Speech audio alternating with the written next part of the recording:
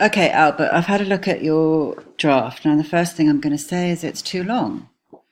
Um, your main body paragraph is 315 words. That's 65 words too long. So you're going to need to cut it. Secondly,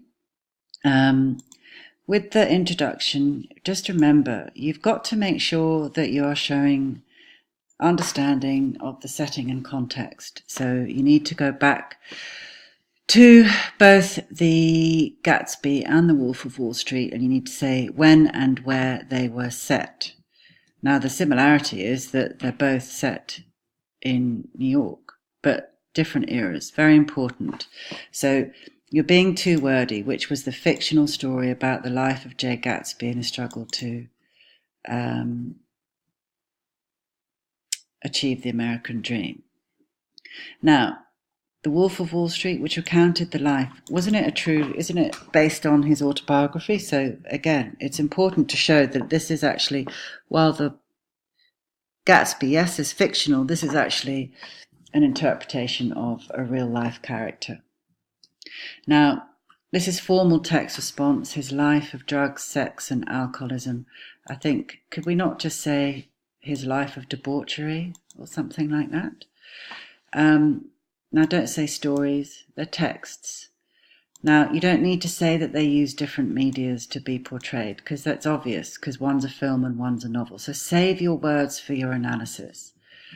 Now, both use a range of narrative and cinematic techniques to make the audience criticize society. I think what you're saying here is to position their audiences to engage with their central idea. Now, I've also slightly changed your title. Compare the ways in which the creators of the text position their readers to engage with their central idea.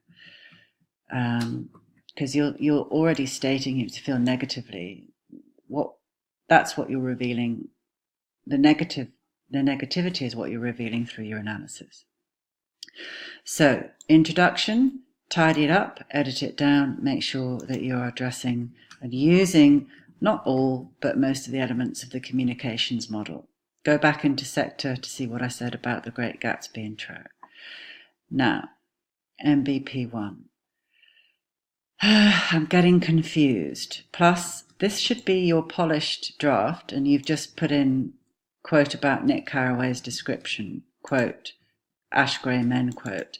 So that's actually not really good enough, Albert. I need to be able to see your quotations to see if they're the correct ones, and thereby be able to give you feedback on your analysis of the effect of those quotations on the readers. So you need to rethink that. Now, again, don't foreground. We are foregrounding the authors and what they're saying, not the text. So this should be both Fitzgerald and Scorsese. So foreground the creators of the text. Now, do they state that society is stratified and corrupted?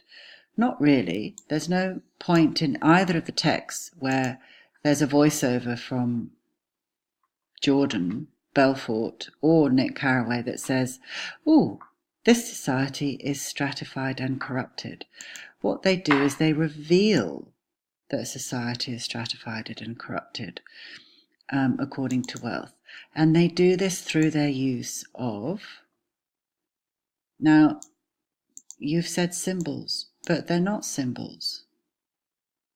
Symbols is an actual technique. So the symbols in Gatsby, the green light, both compare.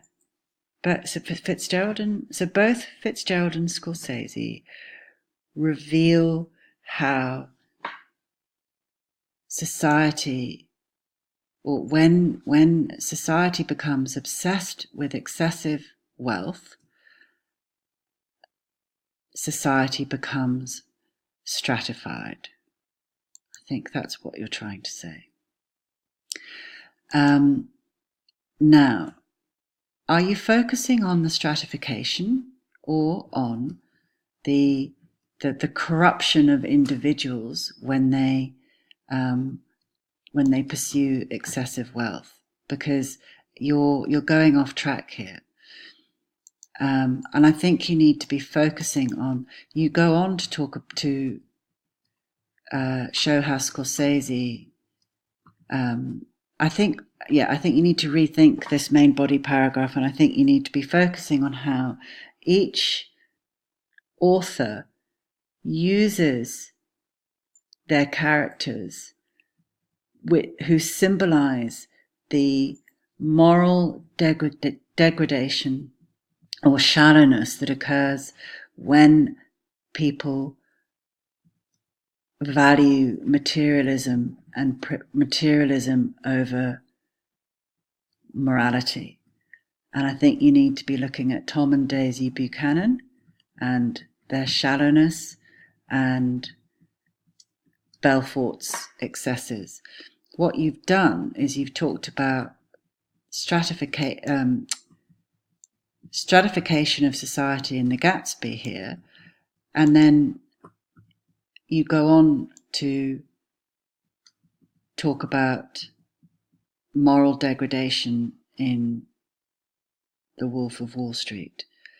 I think your connecting idea here is the moral degradation that occurs in individuals and certain stratas of society when they pursue materialism and greed above ethical values that come with being privileged. So here you've suddenly gone into the contrasting character, Denham, the FBI agent, who we discussed on Friday. He's your alternative view. So you shouldn't be talking about him until you're MBP3.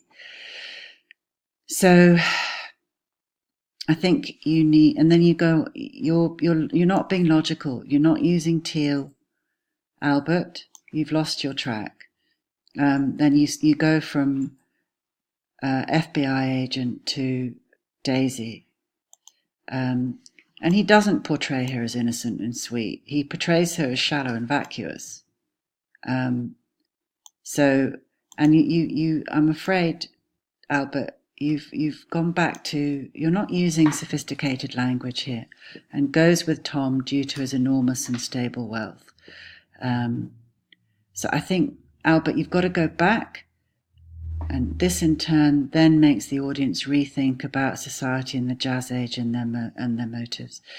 You've got to take a step back. You've got to go back to this and really get it right, Albert, before you move on. So I think in your first main body paragraph, you are looking at how both authors use characters to reveal the moral degradation that, and in the case of Scorsese, Gatsby, the shallowness that results from the pursuit of materialism above spirituality or morality. So you've got quite a lot of fixing up to do, I'm afraid, Albert. Okay?